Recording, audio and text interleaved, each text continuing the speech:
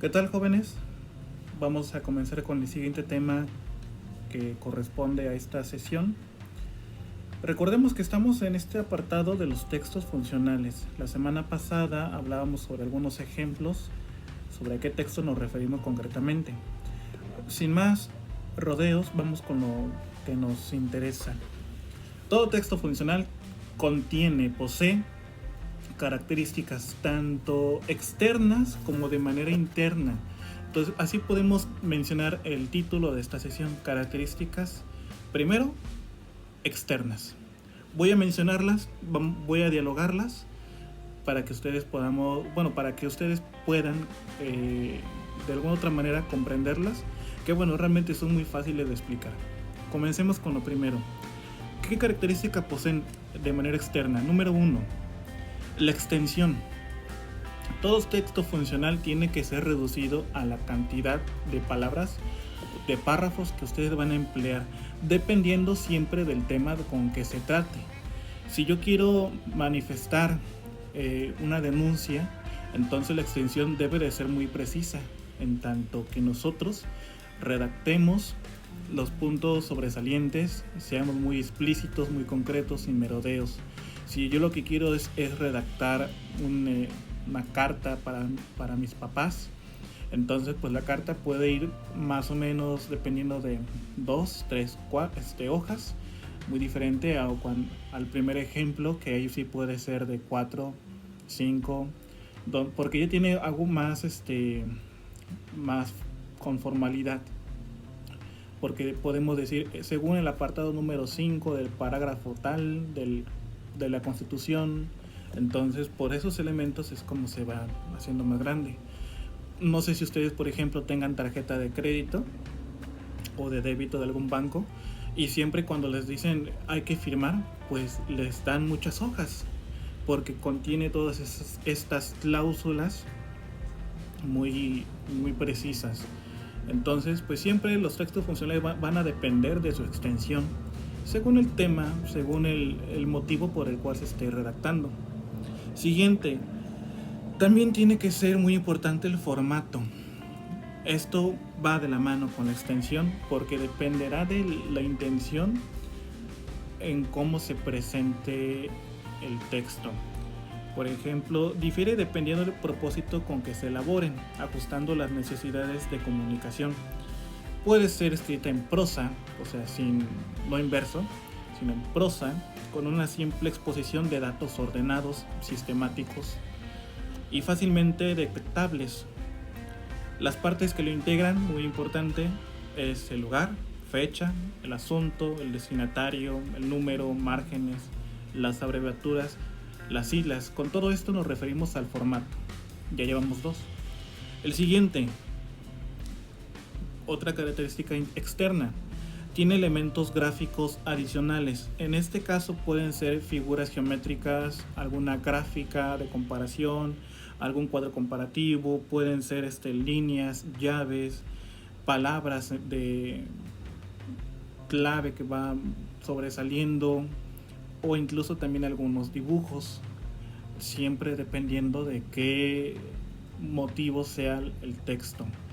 Entonces podemos mencionar extensión, formato y estos elementos gráficos que son un poco adicionales. Siguiente subtema, que va relacionado con el primero. Vamos ahora a definir estas características ahora internas.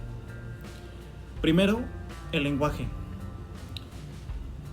Dependiendo a quién te dirijas, tienes que elaborar tu texto con un lenguaje apropiado para el destinatario. Tiene que ser un lenguaje claro, preciso y directo, sin duda alguna. No importa a quién te dirijas, siempre tiene que ser estas claridades en tu lenguaje para que te puedan comprender cuando te lean, colocando las comas, los puntos. Por eso es muy importante la redacción, que estamos en esta materia, porque luego nos pasa que nos comemos una coma, algún punto, y se malentiende. Entonces es muy importantísimo, con superlativo lo digo, estos elementos de la ortografía, de la redacción. Siguiente, el vocabulario. Tienen que ser muy adecuados al contexto y al destinatario. No le puedes hablar de tú a un director. No le puedes hablar de tú a una persona respetable para ti. En este caso, no. Siempre tiene que haber esta formalidad. Le puedes hablar de tú cuando escribas una carta a tu mejor amigo, tu mejor amiga o algún mensaje de WhatsApp. Pero siempre cuando te dirijas a una persona, según dependiendo de quién sea, tiene que cambiar tu vocabulario. Siguiente, hay marcas discursivas. Con esta es la número 3. Estas marcas discursivas nos referimos cuando escribimos estimado profesor, estimado director, agradezco mucho esa atención. Este tipo de frases, ¿no?, que son muy formales en una carta. Recibe usted un saludo y cordial abrazo, saludo, etcétera, ¿no? Estas son las marcas discursivas. Siguiente, es imprescindible el uso de palabras claves donde puedan ser referencia al punto que tú quieres enfatizar. Usemos palabras claves. Ustedes ya en la redacción podrán darse cuenta de eso. Lo siguiente, también la contextualización, es decir, no hable simplemente de algo, sino que también toma el contexto, la situación, las circunstancias. Por eso cuando se hace una queja o cuando se hace una denuncia, se trata de contextualizar cuál fue el motivo, cuál fue la razón, cuáles fueron las circunstancias que hicieron que se agravara un asunto o algún problema.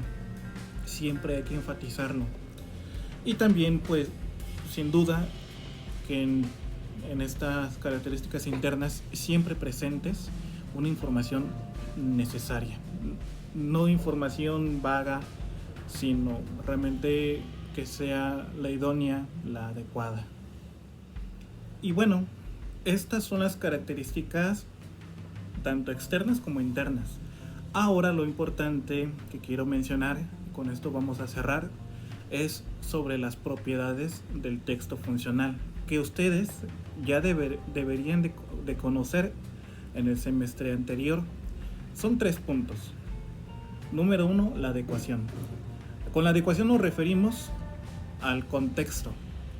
Es decir, cuando tú elabores una carta, cuando tú redactes, la adecuación dependerá del contexto que tú quieras hablar, sea social, sea político, sea académico, sea familiar.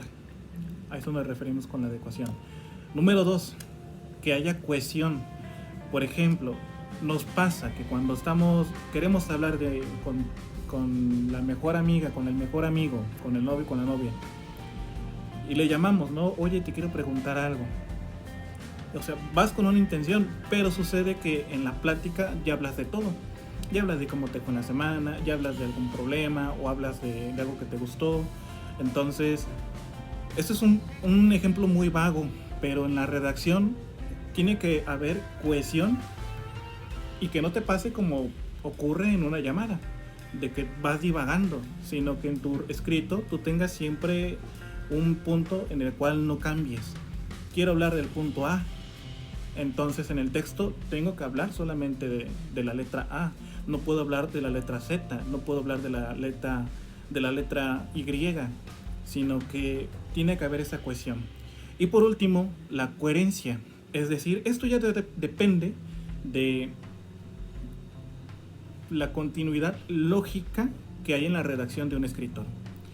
Ya es esta parte de la escritura donde yo hago que todas mis ideas tengan esa coherencia con lo que yo estoy manifestando.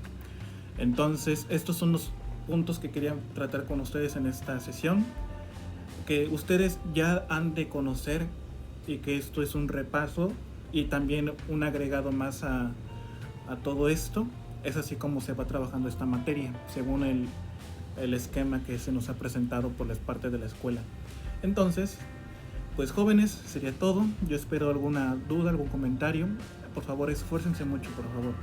No se desanimen, sigan trabajando, jóvenes. Y pues cualquier cosa, cualquier duda, comentario, pues estoy a su disposición. Me envían mensaje y aquí estamos.